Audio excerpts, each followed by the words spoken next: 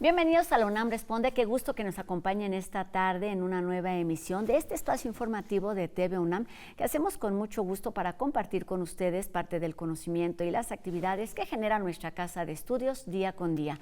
Hoy comenzaremos una serie de cápsulas a propósito de las acciones que ha implementado nuestra casa de estudios para apoyar a la comunidad migrante en la frontera norte de nuestro país. Les tenemos información de arqueología mexicana, esta serie que produce o coproduce con TV UNAM, y comenzaremos hablando sobre el valor y el rescate de manuscritos en lenguas indígenas, y esto y mucho más durante los próximos minutos. Comenzamos.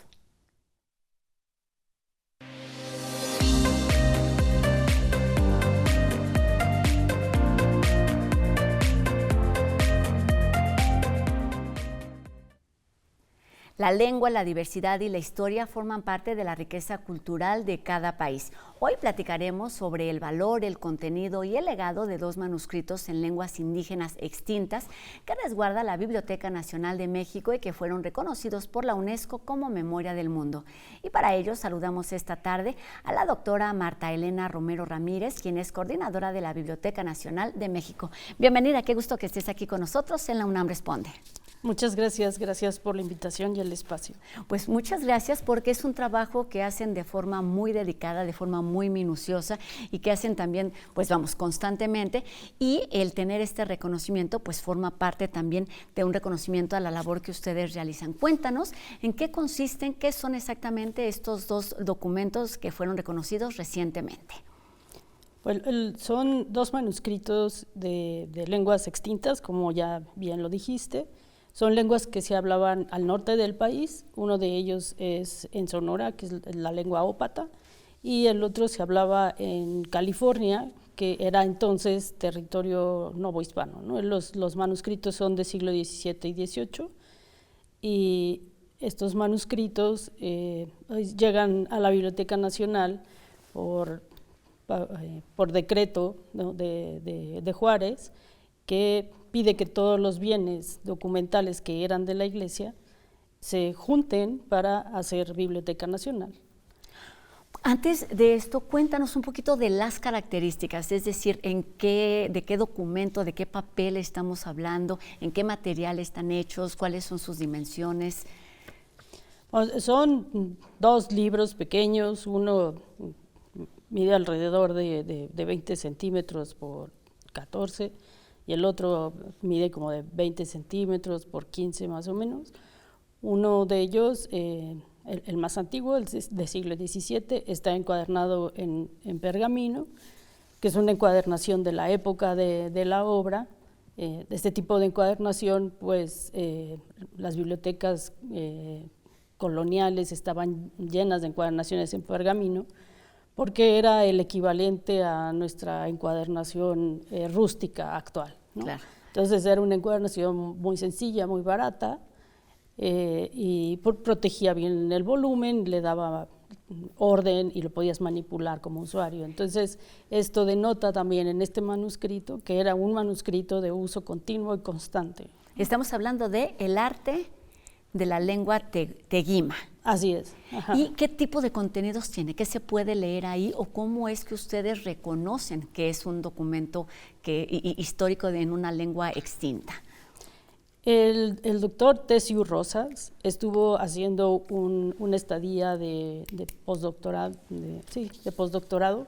ahí en Biblioteca Nacional. Bueno, explicar, creo que vale la pena, el Instituto de Investigaciones Bibliográficas dentro de la universidad alberga la biblioteca y la hemeroteca nacionales, ¿no? Es nuestro administrador, digamos así.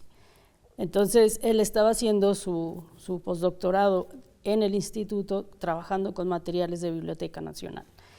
Él es especialista precisamente en lenguas indígenas. Entonces, él estuvo trabajando con los manuscritos que tenemos en lenguas indígenas y haciendo la descripción de estos manuscritos, él identifica las lenguas en que estaban estos manuscritos. Este es uno, y el otro documento es el confesionario. ¿También es un libro? Sí, también es un manuscrito, también, ¿no? El confesionario es del siglo XVIII. Este está encuadernado en piel, pero es una encuadernación de finales del siglo XIX o principios del XX. En este caso, pues sí, no es una encuadernación de época, pero lo que nos dice esa encuadernación cuidada que tiene es que pues se le dio un valor ya como documento al objeto y por eso se encuadernó en este tipo de encuadernaciones, ¿no? El doctor Rosas pues fue el que identificó las lenguas y dijo, estos son lenguas extintas, ¿no? Que se hablaban en México durante la colonia. Claro, que significa un doble valor porque es algo que ya se ha perdido y es el rescate de una, que puede ser el inicio de una historia completamente desconocida. Así es. Además, bueno, la propuesta de llevarlos a Memoria del Mundo, o sea, proponerlos para su registro, es precisamente buscar que con este reconocimiento que tenemos, no solamente es proteger a los manuscritos, porque el reconocimiento nos obliga no solamente a Biblioteca Nacional, sino a los mexicanos a estar al pendiente de esos documentos, porque son la memoria escrita de nuestro pueblo, ¿no? Claro. Entonces, la intención es que nosotros como mexicanos lo conozcamos, y si hay alguien que todavía habla esa lengua, la conoce o se identifica con esa lengua, pues sepa que tenemos estos manuscritos y nos ayude a su mejor interpretación, su mayor conocimiento. Claro, y hasta su posible divulgación. Cuéntanos de qué va este programa Memoria del Mundo, que lo hemos visto en diferentes áreas, pero cómo se aplica, digamos, al trabajo y a las tareas que lleva a cabo la Biblioteca Nacional de México. Bueno, el programa de Memoria del Mundo se crea en 1992 por la UNESCO, con el propósito de proteger el patrimonio documental, que muchas veces está en riesgo, ya sea por guerra o por eventos naturales o vandalismo, este tipo de cosas. Entonces, el programa lo que busca es la difusión del patrimonio documental que tienen los pueblos, busca el acceso universal a ese patrimonio documental y la preservación del patrimonio documental, ¿no? Entonces se reconocen los documentos que son claves para la identidad y la memoria escrita de los pueblos, ¿no? Cuéntanos qué se requiere o cuáles cuidados ustedes deben aplicar para precisamente su cuidado, su conservación, pero también para esta parte de la difusión o de su estudio. Bueno, en Biblioteca Nacional tenemos un departamento de conservación y restauración, que la gente que trabaja ahí pues es especialista en el asunto de la conservación, y ellos son los que van marcando los lineamientos para el cuidado de los libros y de los documentos que tenemos ahí. Lo que pretendemos es que a través de la conservación se haga un puente para que haya este acceso universal sin sacrificar la conservación de los objetos, ¿no? Okay, ese es un requisito, digamos. Sí, que a veces es muy desafiante porque pues, hay material que pues, puede ser o muy valioso o débil o cosas de este tipo que se puede poner en riesgo. Estado. Exactamente, ¿no? Entonces hay que buscar la medida en que sí que tengamos todos acceso a ese material sin poner en riesgo su integridad. Sí. Cuéntanos acerca de los criterios que se toman en cuenta para que sea reconocido como Memoria del Mundo. Se parte de que el patrimonio documental que todos los pueblos reconocemos es valioso, pero el programa reconoce los que son representativos de ese patrimonio documental. Entonces, para hacerlo representativo, buscamos que sea único, que sea original, que esté completo, que tenga algún rastro de la persona que lo usó, de las personas involucradas en la emisión de ese documento, por ejemplo, o de ese libro, ¿no?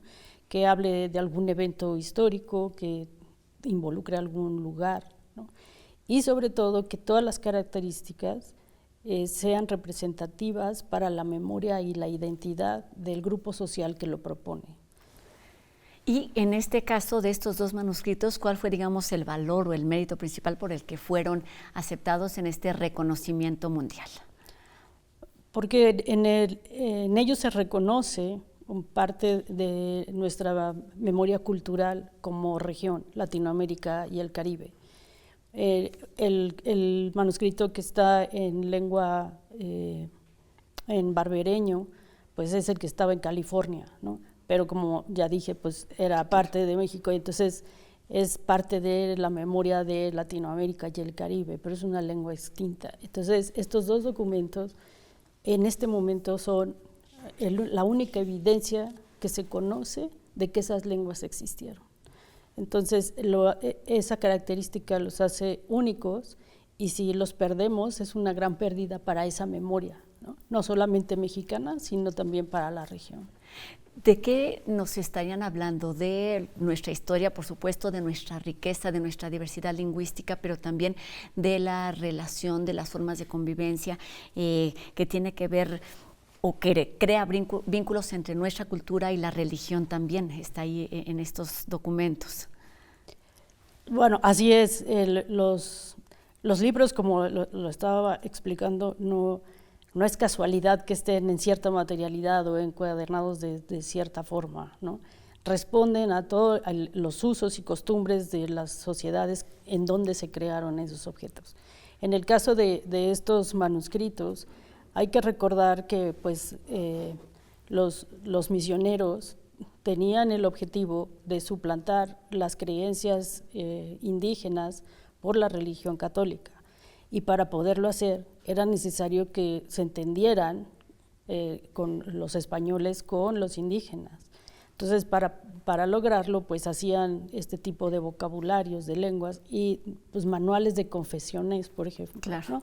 Entonces, para que los mismos misioneros pudieran hacer la confesión adecuadamente, pues tenían su manual en la lengua indígena, ¿no?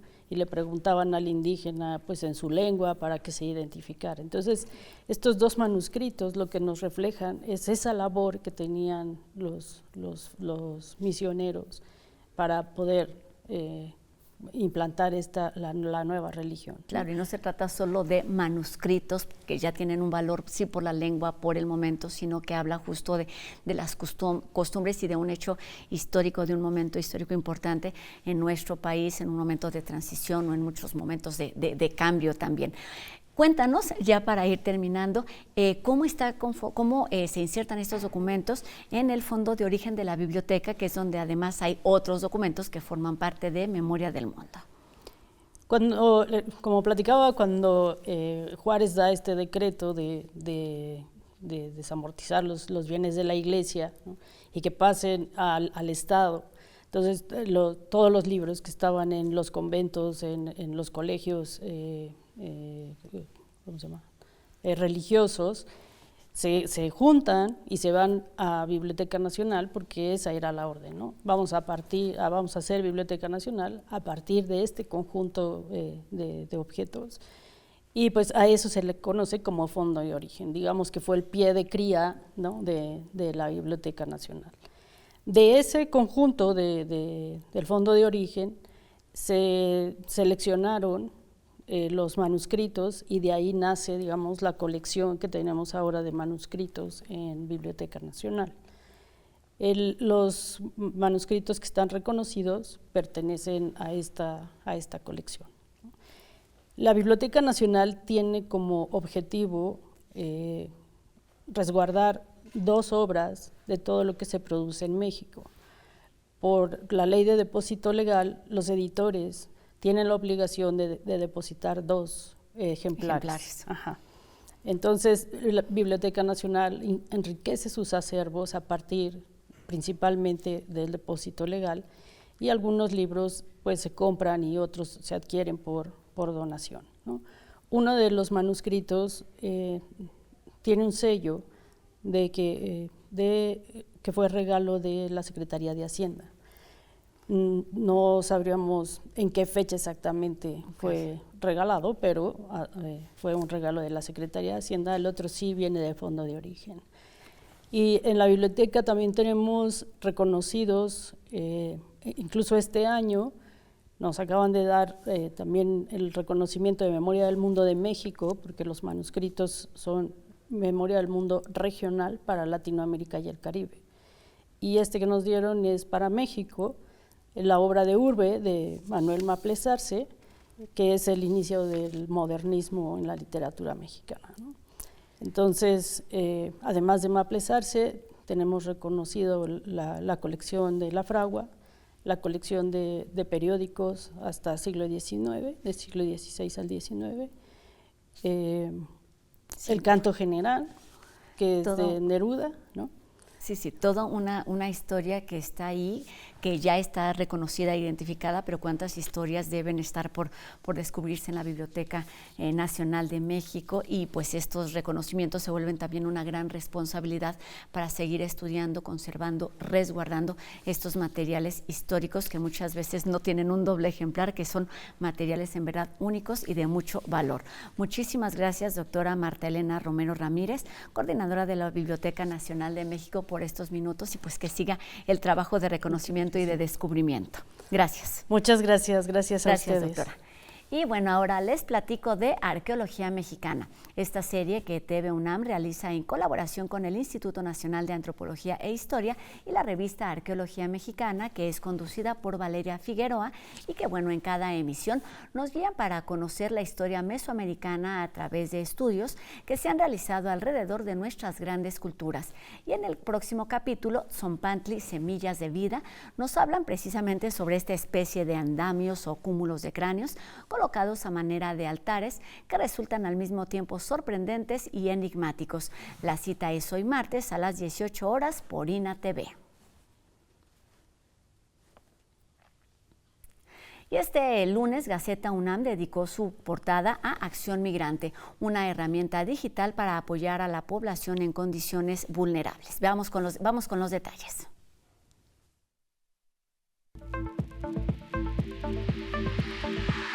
La UNAM y la Secretaría de Relaciones Exteriores lanzan Acción Migrante, una plataforma que ofrece herramientas de contención, orientación y ayuda a personas migrantes tanto mexicanas como de otras nacionalidades. Se inauguró el espacio infantil de Universum, donde se encuentra la primera biblioteca especializada en ciencia para la primera infancia, contenidos interactivos y un espacio maker en más de 1,700 metros cuadrados, donde se promueve el derecho de los más pequeños a descubrir el mundo a través del juego. La guerra entre Rusia y Ucrania se ha convertido en el conflicto más largo desde la Segunda Guerra Mundial, y a 1000 días de su inicio se abre un espacio de paz que permite a los especialistas reflexionar sobre sus implicaciones a nivel local y global. Y ahora nos vamos a España para conocer al ganador de la tercera edición del Premio de Relato que organiza nuestra universidad y que tuvo como tema la migración.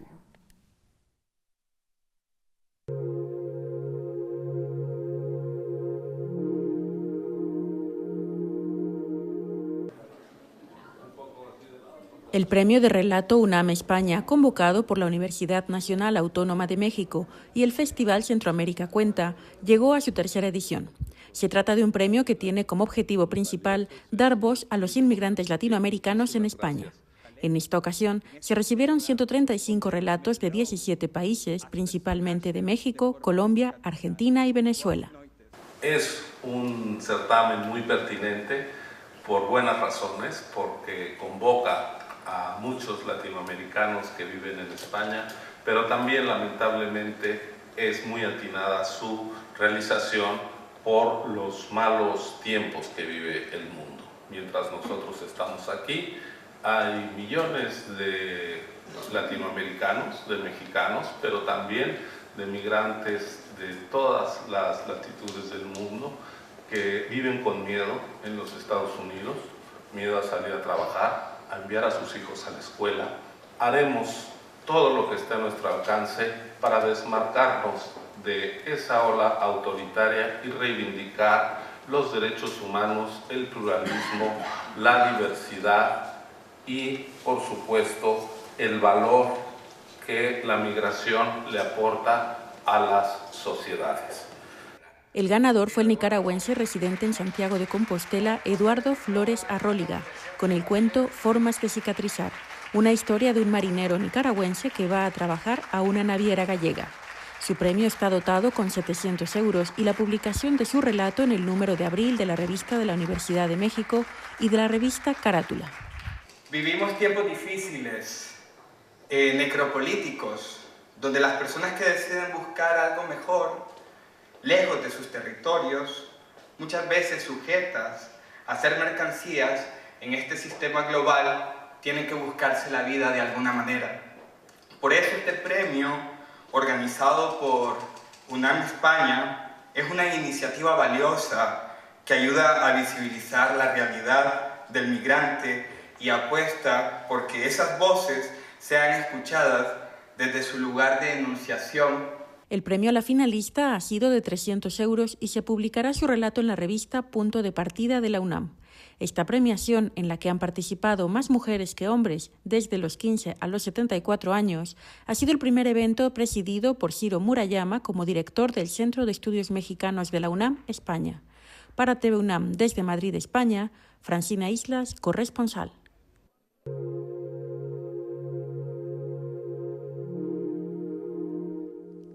Y enseguida la primera entrega de Acción Migrante, esta plataforma que ofrece acompañamiento para las comunidades que enfrentan dificultades en la frontera norte de nuestro país y que forma parte del acuerdo firmado entre la UNAM y la Cancillería. Hoy el tema es la estrategia salud mental.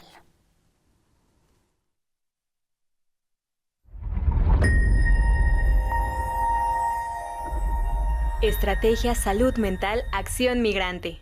Ante las políticas de restricción a las migraciones, las personas enfrentamos graves retos que pueden afectar nuestra integridad física y nuestra salud mental. Para confirmar el compromiso con la nación y con la defensa de la dignidad de las personas, sin importar su situación migratoria, la UNAM pone en marcha el portal Estrategia Salud Mental Acción Migrante, con el que vincula a nuestras expertas, expertos y aliados para implementar una estrategia de cuidado a la salud mental. La estrategia tiene el objetivo de brindar atención y cuidado a mexicanas y mexicanos que viven fuera del país, cónsul generales y primeros respondientes dentro y fuera de México y personas de retorno, tránsito y destino en territorio mexicano. En Salud Mental Acción Migrante podrá autoevaluar su salud mental a partir de un cuestionario con una duración de entre 5 y 20 minutos. Conocer sus resultados y lo que puede hacer para mantener o recuperar la salud mental. Tener acceso a materiales como infografías, videos y cursos para cuidar su salud mental. Y accionar un botón para consentir, aceptar la atención remota de un profesional de la salud mental y dar seguimiento a sus citas. Lo primero que debe hacer es registrarse con un número de teléfono y con una contraseña. Para empezar, presione el botón de evaluación y recuerde que puede explorar la aplicación cuantas veces lo desee.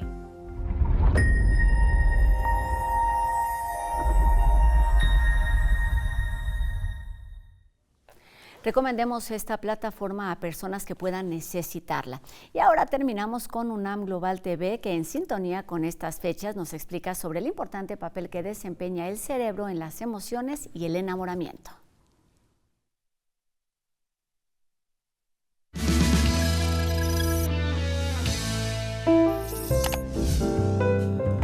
¿Cuántas veces hemos dicho te amo con todo mi corazón? Cuando estoy enamorada siento mucha emoción de ver a esa persona, me late muy rápido el corazón. Sentimos en el estómago mariposa. ¿Pero sabías que las emociones y sensaciones del amor provienen del cerebro? En las distintas etapas de lo que llamamos amor hay cambios impresionantes en la actividad de nuestro cerebro. En la primera etapa del enamoramiento, por ejemplo, se activan muchas zonas que tienen que ver con un estado de ánimo realmente hasta eufórico. En el cerebro se activan regiones como el núcleo accumbens, relacionado a circuitos de recompensa y a la motivación. El hipocampo participa en la memoria, aprendizaje y emociones. Y el hipotálamo, que regula la conducta sexual. La amígdala y las cortezas frontal y prefrontal, relacionadas al miedo y la percepción crítica de la realidad, se inactivan.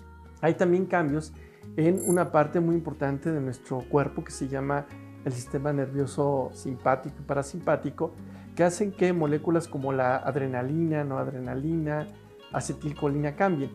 Llevan a cambios como son la sudoración, que cuando ves a la pareja se te incrementa la presión arterial, que sientes cambios peristálticos en tu intestino, que serían las mariposas en el estómago. También se liberan neurotransmisores como la serotonina y la dopamina, que influyen en los estados de ánimo producidos por estímulos placenteros. Cuando me enamoro, cuando estoy enamorado, siento como físicamente, pues sientes más energía. Sientes como emoción, como entusiasmo de ver a esa persona. El cortisol, hormona del estrés, también cambia en la etapa de enamoramiento. Sube en una etapa inicial y después se mantiene por esta seguridad, confianza, paz que da una relación amorosa. Pero, por ejemplo, cuando hay un desamor, pues vuelve y se incrementa porque viene una época de un alto grado de estrés. Puedes llegar, por ejemplo, a situaciones de ansiedad, de depresión. Y el amor, en cambio, es bueno para el sistema inmunológico. Algunas células que participan en la respuesta inmunológica se incrementan. Entonces también tienes incluso hasta cierta defensa. Así que ya lo sabes, la próxima vez que demuestres afecto, no dudes en decir te amo con todo mi cerebro.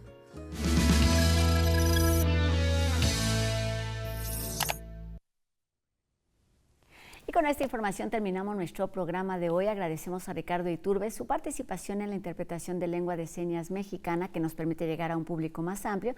Y a todos ustedes les recordamos que podemos estar en contacto a través de nuestras redes sociales. Ustedes ya las conocen, aparecen en este momento en nuestras pantallas para que nos hagan llegar sus dudas y sus comentarios. Y gracias, como siempre, a todo el equipo que hace posible esta transmisión desde nuestras instalaciones aquí en TV UNAM y, por supuesto, también desde el máster. Y los invitamos a todos ustedes a que nos acompañen mañana a 2:30 aquí en TV UNAM. Adiós.